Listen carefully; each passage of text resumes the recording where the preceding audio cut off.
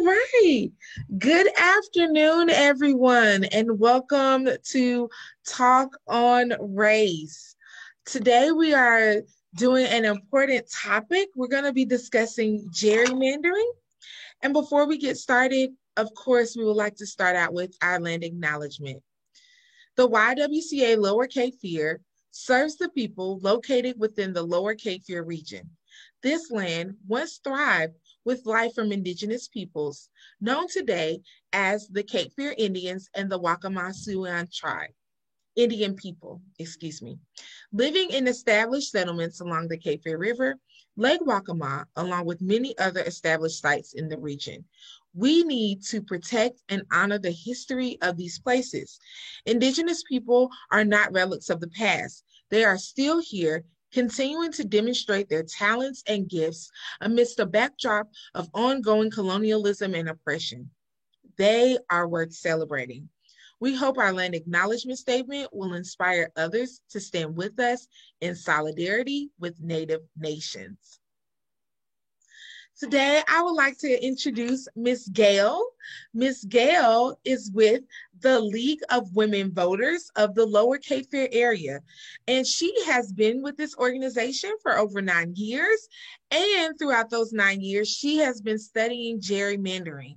And so today she will lead us in a presentation. We will definitely take some questions, but she is going to educate us about what gerrymandering is and the importance of knowing what it is and ways that we can advocate for ourselves to prevent it. So without further ado, I introduce Ms. Gail.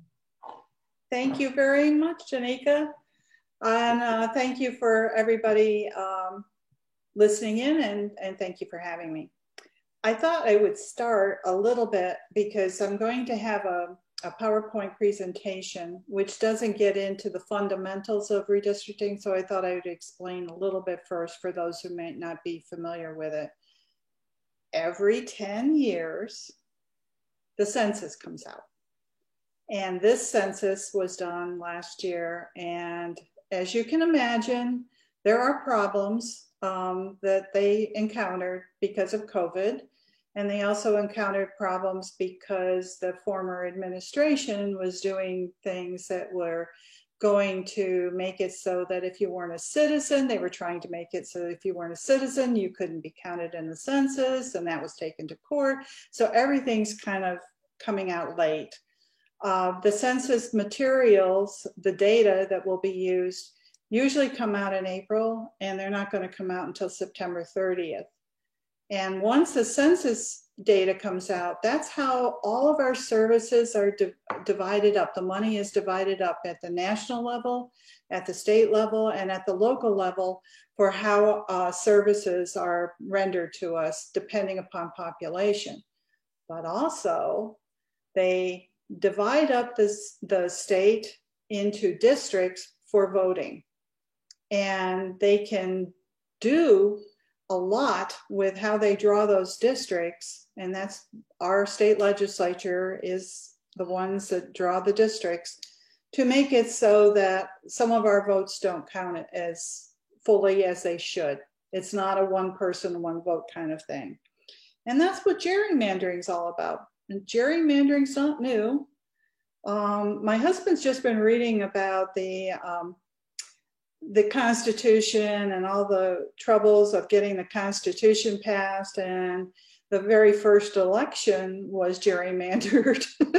And the term comes from the fact that there was a governor, Gary or Jerry, depending upon how you say his name, in Massachusetts in 1812, which wasn't that long from the founding of the country, where the districts were drawn to make sure that he was protected. His seat was going to be protected. And so it looked a little bit, I guess, that district like a salamander. So they put together and called it gerrymandering. And we've had that ever since. Both parties are very good at gerrymandering, but the 2011 drawing in North Carolina was especially bad for voters. So how does gerrymandering affect us? It's especially bad for minorities. but it's especially bad for anybody who cares about issues that is in the minority party, because whoever is in the majority tends to draw districts that favor their election. And these are drawn and they cannot be changed for a whole 10-year period unless we go to court and fight in court to have those changed. And in 2011, I'm going to show you a map later about how they were drawn. But they drew those maps so that 10 out of 13 House of Representative districts in Congress went for the majority party, which was the Republicans, and they did. They drew them with that intent, and 10 out of 13 were Republicans. So what did we do? We, along with Common Cause, NAACP, Democracy North Carolina, and in some instances the minority party, which was the Democrats, we all went to court and said these districts are not fair. They're not fair to voters, and you should never be diluting any voter's vote. Everybody's vote should count. So we won at the US Supreme Court with the racial gerrymandering issue on the map. So they had to redraw, but they redrew the map so that it was still very partisan gerrymandered. And when you think about it, one of the things they were doing when they racially gerrymandered the maps were saying, okay, minorities tend to vote more for Democrats, so let's make sure that they don't have as much say in government. And then when it's partisan gerrymandering, what are you achieving?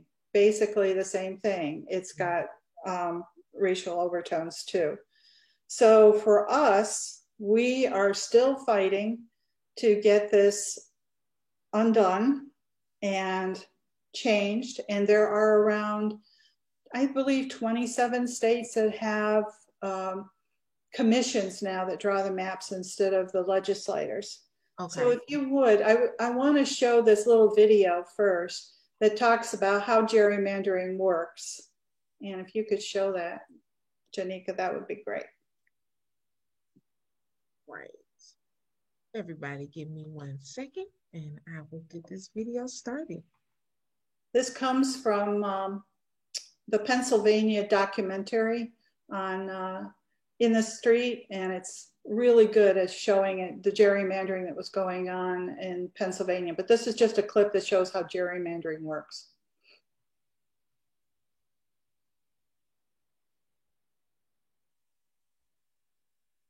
Great. Whoops, went away. We're coming back. Here we go.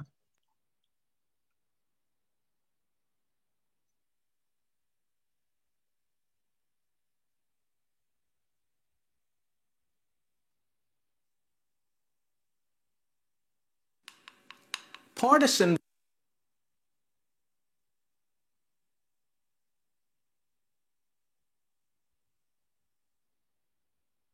redistricting or gerrymandering is about fractions, percentages. These coins represent voters in an evenly divided state, 50 dimes, 50 pennies. These 100 coins elect 10 representatives. That means each voting district must contain 10 coins.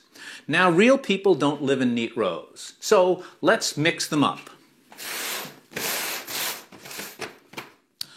Okay, this is our hypothetical evenly divided state.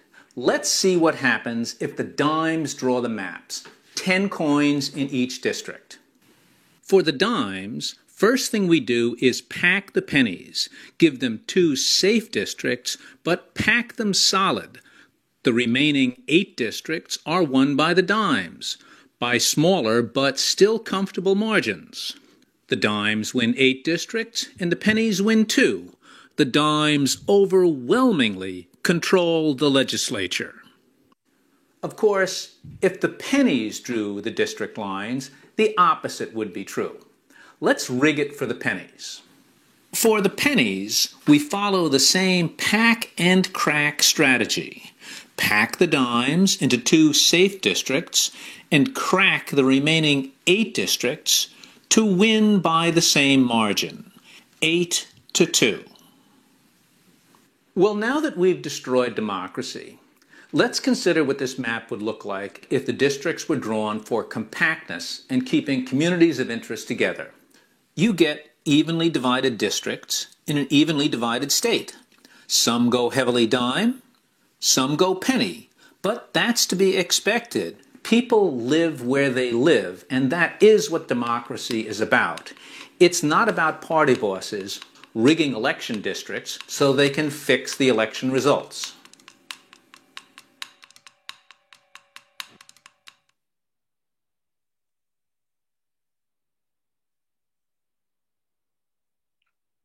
So that's an illustration of how gerrymandering works.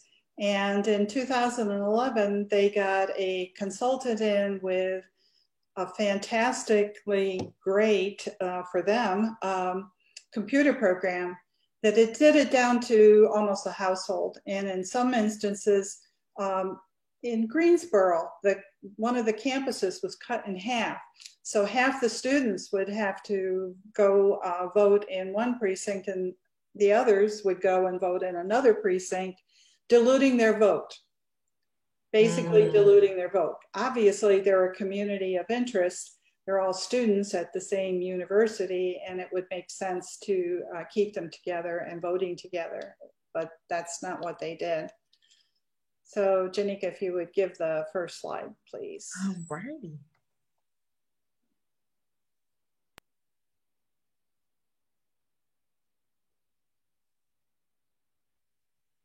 So I'm going to try to give you a brief overview of redistricting reform and what that means, because these, we had this census done in 2020. The data is going to come out late this year, and those districts are going to be drawn. They have to be drawn by law. So what we're fighting for is fairer districts. Next, please. Okay, here's the issue. I don't care which party is in power, they're going to try to stay in power. That's true in 2001 when the Democrats drew districts. Do you see those strange shaped districts? They don't look anything like they've cared about communities of interest or whatever. And then the 2011 GOP map, they got even better at gerrymandering. And the green in the center, I don't know if you can put an arrow on it. Yeah, right, the little green and no, that, I'm sorry, it's kind of aqua. That one, that's considered the Greensboro Dragon. Oh, wow. That is an interesting map. That is a very interesting map. And that's how they've dubbed it, because it looks a little bit like a dragon. But you look at some of those districts, I mean, the brown one, literally, you know, there's no rhyme or reason for that except for gerrymandering to try to make sure that the party in power wins the election. So in 2021, we were hoping we would have more time to get the legislature to move on stopping this. There were a lot of bills in the last major session. This time there are fewer bills, and of course we're running out of time. So next one, please. So gerrymandering undermines our guarantee of free elections, which are supposed to be guaranteed to us by our state constitution. It gives safe seats to incumbents of both parties. And it's really interesting. It's very important to see both parties, because some Democrats will work with the Republicans who are in control to keep their safe seats too. They're making sure that even if there are fewer districts that are drawn in their favor, that their seat's going to be safe. And it's insidious. It really is a nasty situation. So we need real competition so that our votes count, but we also need them to listen to us, because if they're in safe seats, They will tell you, I don't really need to listen to you. I don't need to pay attention to what you want. I can do what I want. So we need to hold them accountable because they're not accountable right now. Next one, please. Now, in the 2019 court order redraw, and that was by the state, we won the racial gerrymandering case. With the partisan gerrymandering case at the US Supreme Court, they didn't want to touch this. They said they didn't want to get involved in partisanship. So they punted it to the states. And the North Carolina Supreme Court said, you got to redraw these. But even when they did that and we redrew them, they still, 93 out of those 120 seats in the North Carolina House were still safe for either one party or another. So it didn't go as planned. Go ahead for the next one. And you can see the toss-up, 6 out of 120 just were toss-ups, but the rest all failed. They all went exactly according to plan, so that we still have a majority of the party in power. And really, when you look at the voters in our state, they're pretty evenly divided. We have almost equal number of Democrats and Republicans, the two major parties. We have a lot of unaffiliateds, but both parties know how those people tend to vote. So they can work that system too. But we have a pretty evenly divided state and not an evenly divided legislature.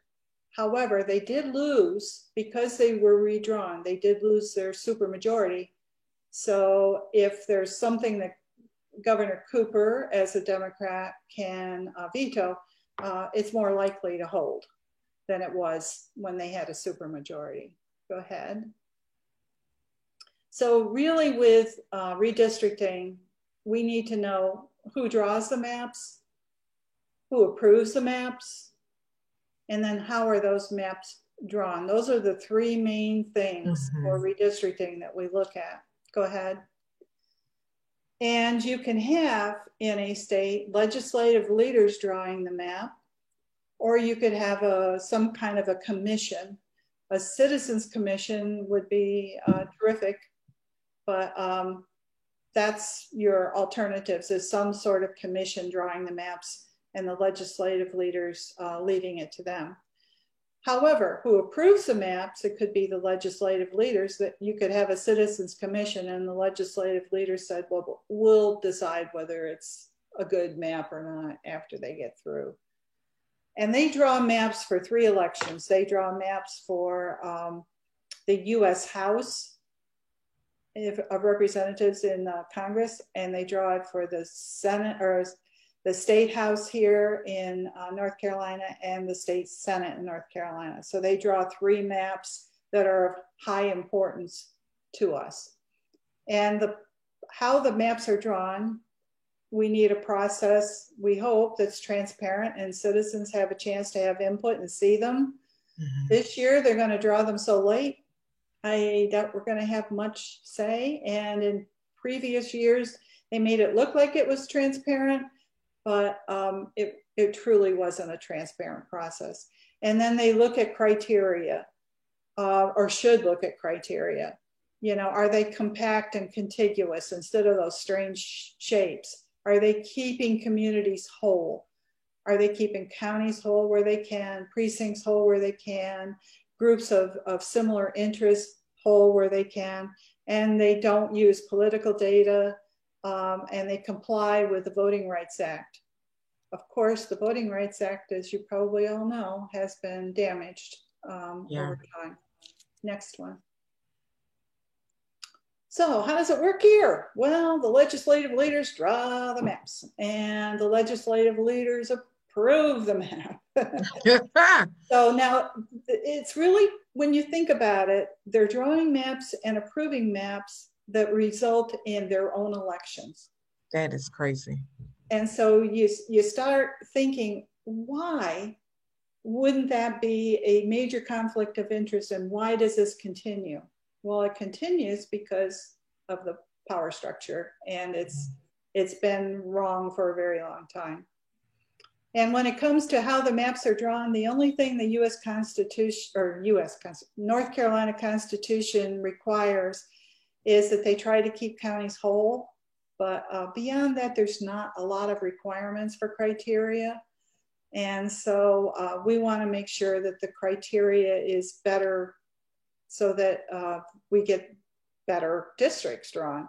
Next. So how should we do it? Well, we would love to see a commission. Yeah. Be the ones who draw the maps. We would love to see the commission being able to approve the map and keep the legislators out of the process. Doesn't mean that you can't have partisan members on a commission as long as it's somewhat balanced. But the way it is now, the majority party gets in a back room and they draw the maps. So we need a process that's transparent with citizen input, and we need good criteria. Ideally, a citizens commission would be what we would like most, but again, Virginia just passed a reform. They did it through a arduous process. They're the only one in the South who has a commission, and they are appointed, and some of them are appointed by partisans, but it's much more balanced, and we'll have to see how that works out. So it's too late for 2021. There were many bills that were in the legislature, but they killed them in committee or in the Rules Committee. So right now we're stuck with the legislative leaders who draw the maps and the legislative leaders who approve the map. However, there are bills in there that would look down the road a long way. And we have to know that this is not a quick process. As you know, civil rights legislation took a long time to achieve, and this is going to take a long time to achieve, but we can look down the road. But this year, there are bills that could make at least the process better, the criteria better, and I want to explain those to you. So if you look at the population, those of us who are voters, 65% of us feel that it's time to get rid of gerrymandering. Amazing. And when you look at Democrats, 72% think so, of course, because they're not in the majority. And the Republicans, though, 59%. 59%, wow. Yeah, think that we should have redistricting reform. And then independents, who are a lot of us, that's the unaffiliated here in North Carolina, 63%. So the people overwhelmingly agree that this is a bad system, it's rigged and it's not fair. And they know at some point, if you're a Republican, it's likely to go the other way, even with the odds against us, against them at some point. Okay, so here's the bills that are currently in the General Assembly. There's a Fair Maps bill, 437. That bill, by the way, is co-sponsored by Deb Butler. These are all Democrats that have put these bills out this year. No Republicans have signed on yet. In the previous years, we had Republicans signed on, but not this time. We're down to crunch time and not this time. And then in the past, they had the same set of bills when the Democrats were in power as pretty much you see the Fair Maps bill looking like. It would be an independent commission. And that's when the Republicans saw that that would be to their advantage. And the Democrats wouldn't go along. So that died. So now this one, we hope will continue to push for this, but it's a long-term one because it's a constitutional amendment bill. And a constitutional amendment bill means that you have to have the voters agree to it. And that would come after the legislature agrees to it. Then the voters would get a chance to say, yes, we agree with it. There's also a bill that we really feel very strongly about, and that's H495. And that would make the criteria different so that they would have to consider things that would take away the political data, the political bias, and there would be standard map drawing criteria like the compactness, the contiguousness of the districts and so forth, and communities of interest. And that's both, there's a companion bill in the Senate. That's not a constitutional amendment bill, so that could pass. But it needs to be brought out of the Rules Committee in both houses and be discussed and voted on shortly, or it too will go away. And then the third one is a cluster system. I'm not even going to try to explain that because it has to do with county groupings, and it's complicated and we don't have the time for that. But it is another good bill, but it's only in the Senate. It doesn't have a House companion yet. And then there's the Fix Our Democracy bill. I don't know how much people are familiar with HR 1 and Senate 1 in the Congress. And HR 1 passed, and Senate 1 is waiting to be heard in the Senate, in the Congress. But this is the state version of that. So even if the Senate takes up Senate 1 and passes it, which would do all kinds of things for voting rights, it would do all kinds of things for voters, period. It would look at gerrymandering. It would restore many of the civil rights things that we all care about and try to advocate for. This is the state version. Okay, you can go ahead. So the Fair Maps one, it's a classic Independent Citizens Commission design. There would be a way to make sure that citizens make up the group. If they have political leanings, they would be more evenly distributed, and that there would have to be a majority vote in some way to get those maps approved. And all the sponsors right now are Dems, and it's in the House only, but the Senate Omnibus Bill for the People bill includes some of the same language. So this is a good bill to call about and say, hey, we really think the Fair Maps bill is a good bill, do something. Frankly, I called last week, we had a day of action, and I said, any bill that you put forward and will debate and pass is a major step forward for North Carolina. Any of it. Then there's redistricting criteria bill, that's 495, and that would codify a good set of standard criteria for limiting map rigging. One of the things that's important with this bill, excuse me, I gotta get a little water. I'm getting. You're fine. Is that there's a mathematician at Duke, and he and his group have a wonderful computer program that will check on any map that they draw and tell them immediately if it's gerrymandered. Oh, wow. So this bill basically says you got to use one of these major programs that would point out if something is being gerrymandered, because sometimes they are so clever at drawing maps that unless you've got some way of checking it out, you don't know. So anyway, that's a good way to look at it. So it's House Bill 495 and Senate Bill 581. Next. We're going to go past this one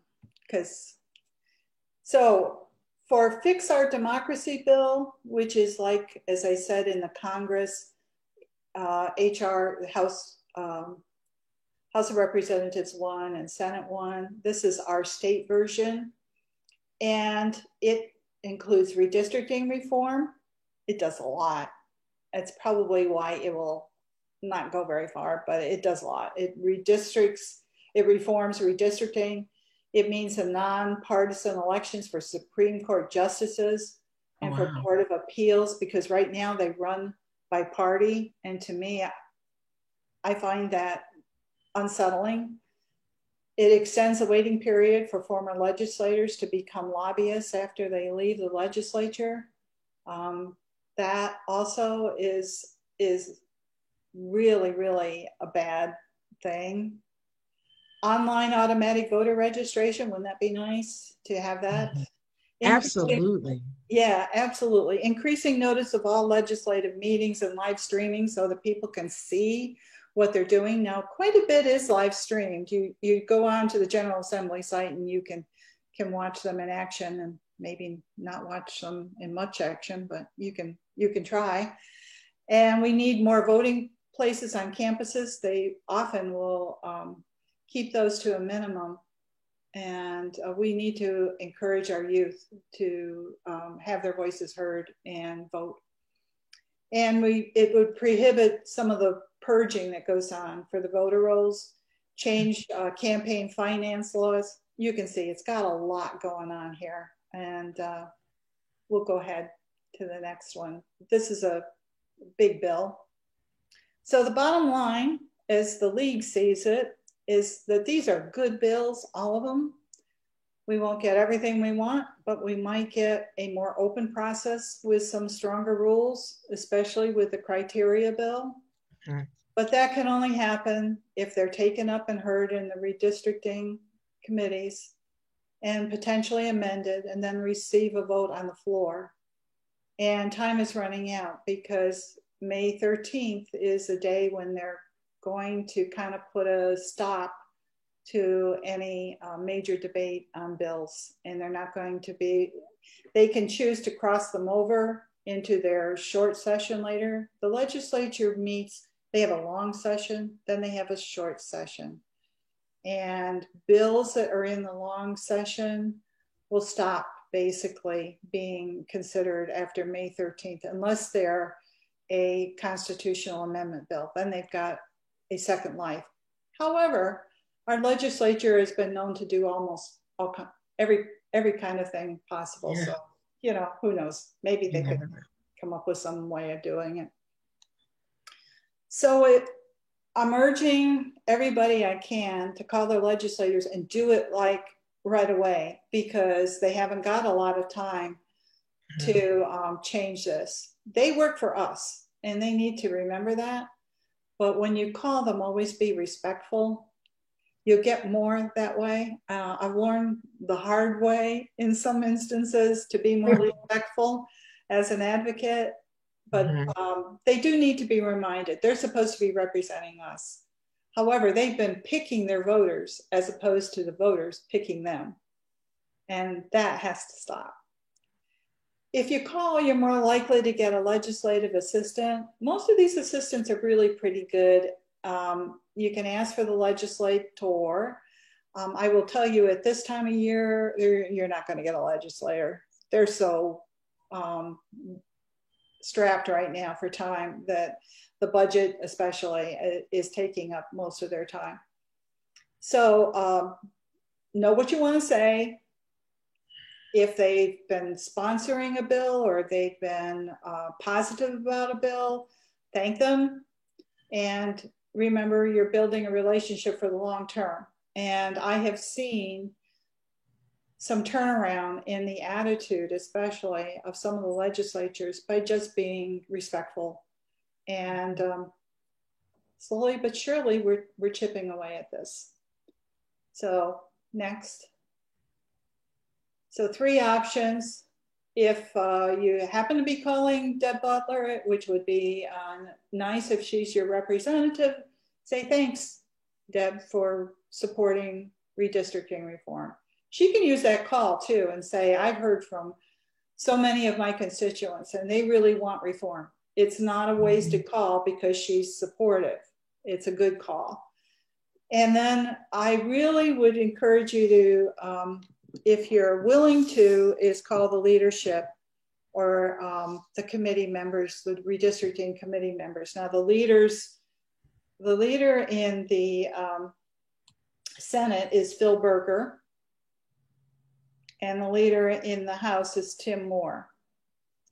And Janika, if you want, I can write out the names and phone numbers and you can pass them on to others later if you want. Absolutely. Okay.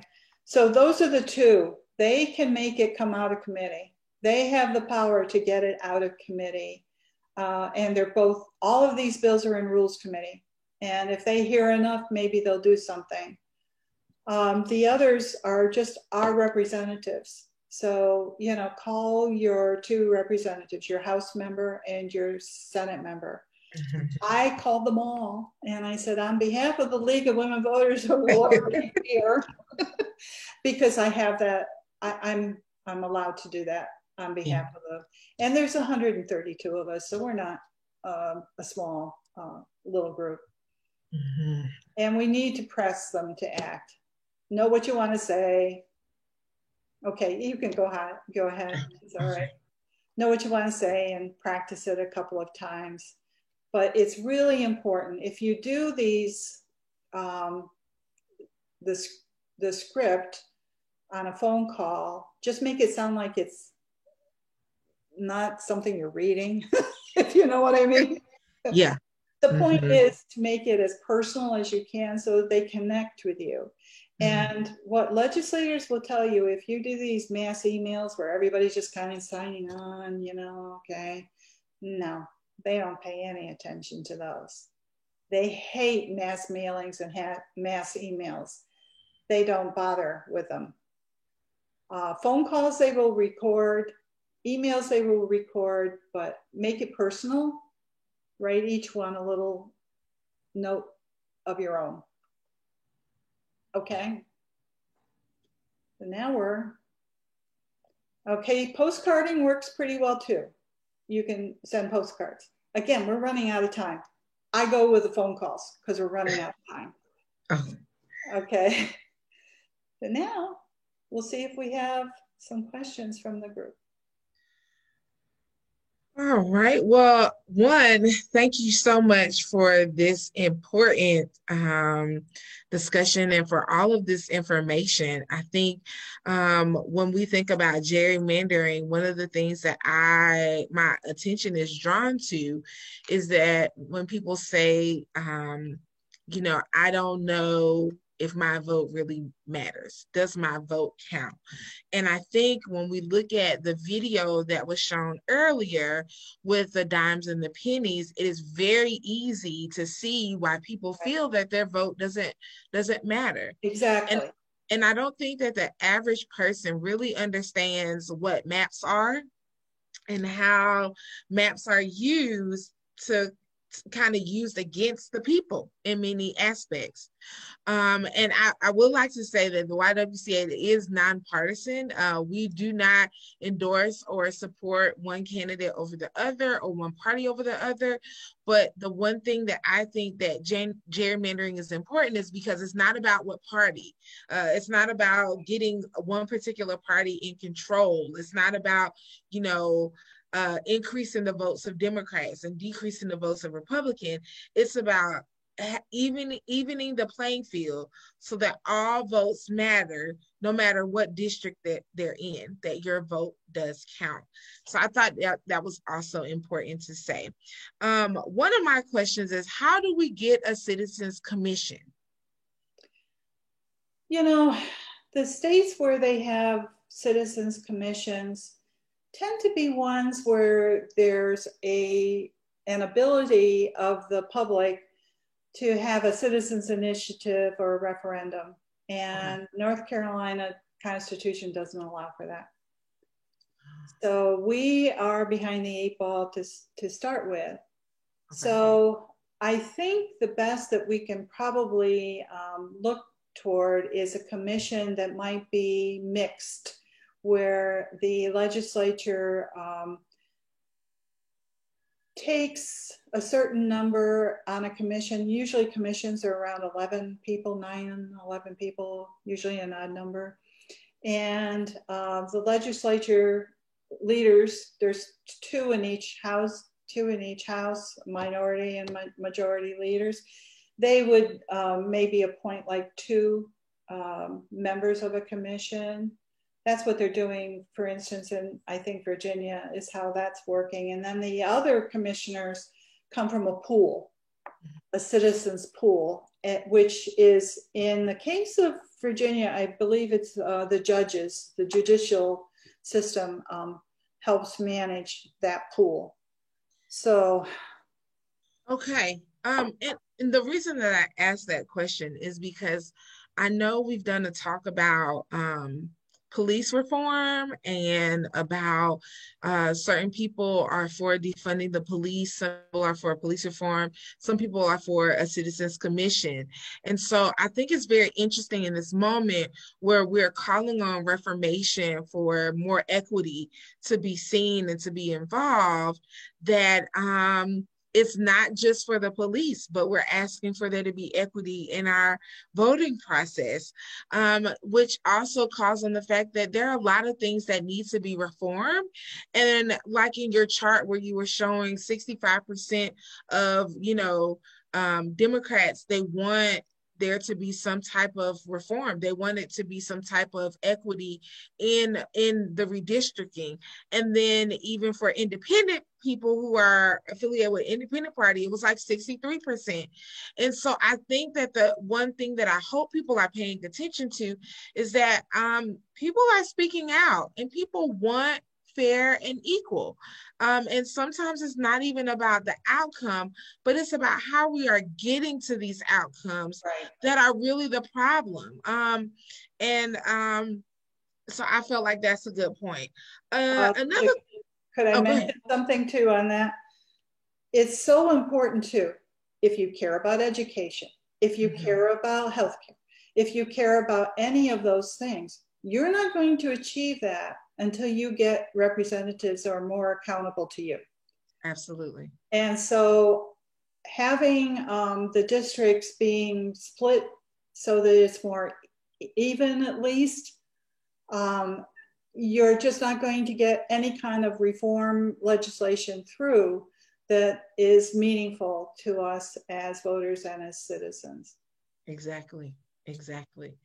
Another question that came was, do the calls and letters really matter? Yes. Okay. Yes, they do. And one of the things that I have always tried to do since I've lived here is also go and visit with my representatives in person. That matters too. They have to come home. They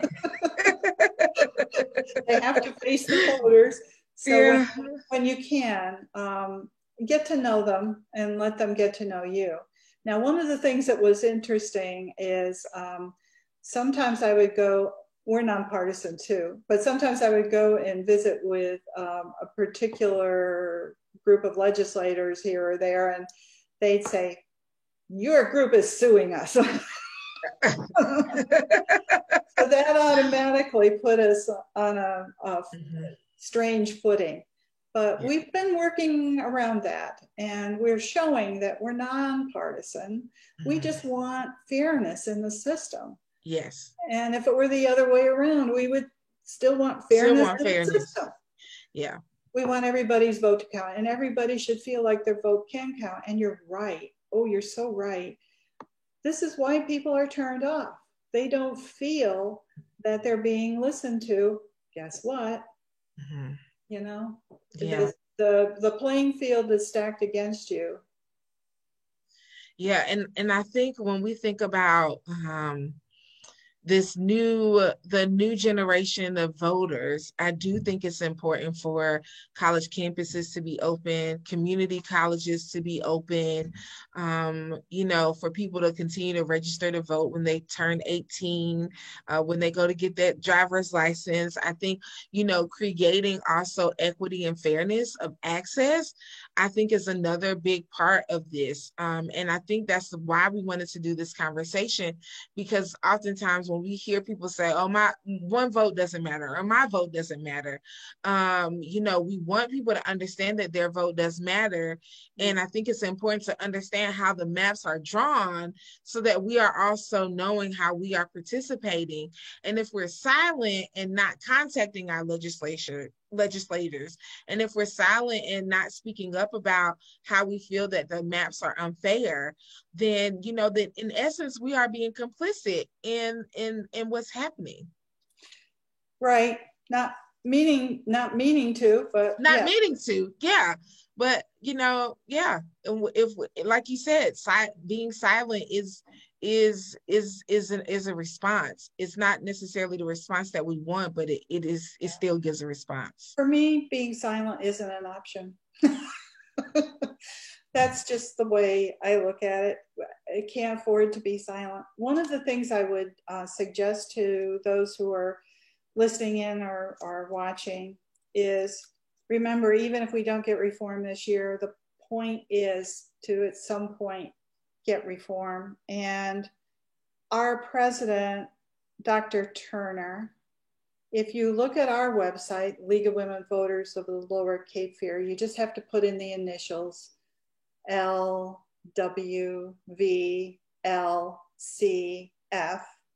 and it'll come up. And you look under, I head up the group that's called Fair Elections Action Team. And you look there, and she's got a message. This woman is our president at the national level. She's a doctor, and she has her law degree. Okay. Amazing. Wow. And she's a woman of color. You know, and so she has a wonderful talk in there, Racism and Redistricting, How Unfair Maps Impact Communities of Color. And it's a really important and good message. And the more we get people to understand gerrymandering, redistricting, this system for rigging the elections, hopefully we'll have change. One more question. Who gathers the information that the maps are used to be drawn? So where do the legislators get this information, and how are they able to draw these maps? Okay. Well, for one thing, if you ever wanted to know how, not how individuals vote, but how groups of people vote, how communities vote, you can get all kinds of information from the elections board to just look at patterns of voting. And of course, the other thing is they're going to get census data, and census data is broken down into ways that can matched up with voting data. You know, they have all sorts of ways to look at data. They look at patterns of spending, wealth, you know, all kinds of things. And so they also look at, I'm an unaffiliated voter. I have never been a member of a party. I don't really want to be a member of a party. I mean, I guess after you're working in fair elections, it's very hard to do that. So anyway, they know how those of us who are unaffiliated tend to vote too. So there's a lot of metadata out there, and then they can get it down to zip codes, literally zip codes, and they can draw these maps. They could take a household and split it up if, you know, if they, well, they won't do that. I'm just being a little silly, but they do split up streets. Yes. I mean, neighborhoods to them aren't important. It's how they get their votes for themselves that's so important. And we have to stop that. I do think if you were to ask a legislator, they understand that this is not a good system, but they're not going to give up the power. And if they can protect their seats, they're going to protect their seats. And that's whether they're a Democrat or a Republican. They're going to protect their seats as much as possible. Yeah.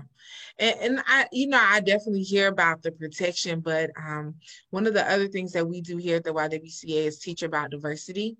And when we're educating people about diversity, what we often try to get people to understand is, we're not necessarily asking you to leave the table, but we're asking you to make room for others at the table so that their voices can be heard, because that is what is reflected in the community.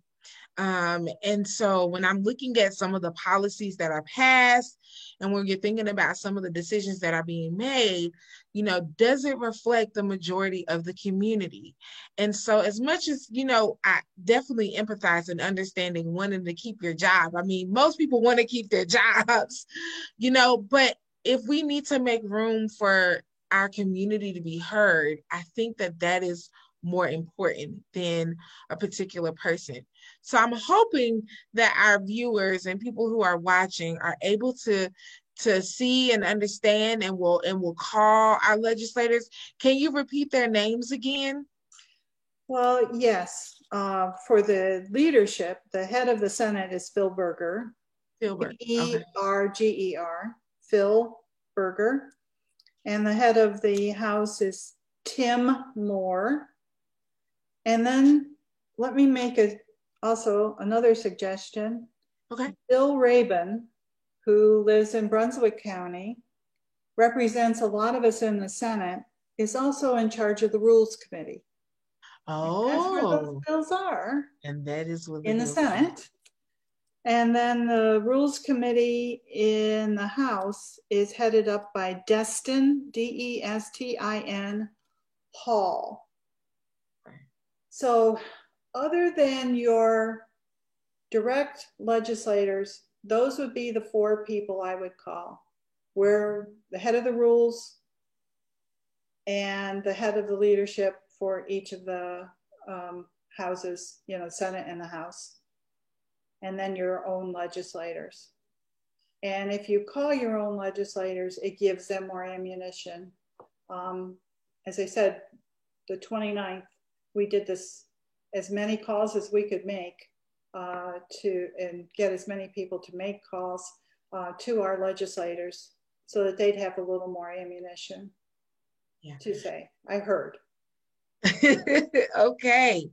And one last thing that I would like to kind of remind our viewers also is that don't forget to vote in the municipal elections, right. Which is happening November the 2nd, definitely in Brunswick and in Hanover County. These elections are just as important as the presidential election, and oftentimes the numbers aren't there. We don't vote in mass numbers in these elections, but these are the people that decide a lot of our daily activities. And so we really, really need to show up. So we will definitely do another conversation about voting, and we will bring that up. But while we had the time, I wanted to definitely do it. I also want to say we have candidate forums often. So those will be also available for people to view, hopefully. And that we do that for the city of Wilmington, I'm pretty sure we'll do, and then some municipalities over here in Brunswick we will do. Okay. So look for information also on Vote 411, which is a website that we hold, and that gives you a little bit of gives you information about where certain candidates stand, and we'll do that for the municipal elections too. So use us, use our resources. Absolutely. And the League of Women Voters in the Lower Cape Fear is an amazing organization. And if you want to learn more about them, and if you want to join the cause with them as they are educating our community, Gail, can you remind them where they can go to your website? Yes, go to our website, LWVLCF, and navigate your way around. It's a very informative website, and it's laid out very well. You won't get lost. If you get lost, it's because you're going to get lost in so much information. And also, if you are looking to be involved in any way with advocacy and racial justice, I would definitely invite you to join the Advocacy and Racial Justice Committee here at the YWCA. And also remind everyone to travel around the Lower Cape Fear to the Red Dress exhibit, where we are raising awareness for the missing and murdered Indigenous women. And this exhibit is located in Pender County, Brunswick County, New Hanover County, and Columbus County. So please come out, see our exhibit, take pictures, scan our QR code to learn more about the missing and murdered Indigenous women. And in our last few minutes, Gail, do you have any final words? I think I'm almost out of words, and that's on you. Well, you've provided us with a lot of information. Yeah, I want people to understand that fair elections is a passion for me and has been for a very long time. And I welcome the support of the YWCA in many of the things that we do, and we thank you. But we do have action teams also on education, on the environment, on women's issues. So there are lots of ways to be supportive or be a member of the League of Women Voters to give us some support too. But you can have your voice heard. You don't have to be a member, but it would be nice. It would be nice. We do a lot. We try. Y'all do a lot, and we are so happy to be in partnership. And a lot of that is due to our CEO. Thank you so much, Velva Jenkins, the CEO here at the YWCA. And that is all that we have. We will see you next month for our talk on race, beauty, redefined, where we're going to talk about beauty and how we are redefining it. So again, thank you for coming to Talk on Race, and have a great day. Thank you.